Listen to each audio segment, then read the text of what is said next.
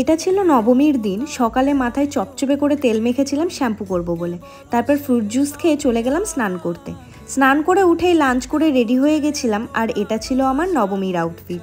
মা, দিদা, বাপি সবাই মিলে আমরা প্রত্যেক বছর নবমীর দিন দুপুরের দিকেই বেড়াই ঠাকুর দেখতে। তখন বলতে গেলে পুরোই ফাঁকা থাকে, একটুও লাইন দিয়ে দেখতে হয় না। আর সেদিন তো তেমন রোদও ছিল না। একদম কাছের প্যান্ডেল স্বর্ণময়ীর ঠাকুরটা দেখেই শুরু করলাম আমাদের ঘোরা। প্রত্যেক বছরের মতো এবারও প্যান্ডেলের ভেতরটা অসম্ভব সুন্দর করেছিল। তারপর দেখতে গেলাম লোটাস টেম্পল। বলতে গেলে এটা ছিল এবারে বহরমপুরের মেন আকর্ষণ।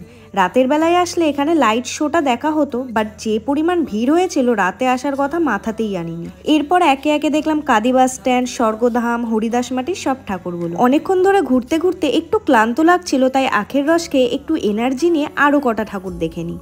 ফাঁকায় ফাঁকায় ঠাকুর দেখা শেষ হতে দেখি এবারে সব জায়গায় লাইন পড়ে গেছে। তো এবারের নবমীটা আমাদের কিছুটা এরকম ভাবেই কাটলো।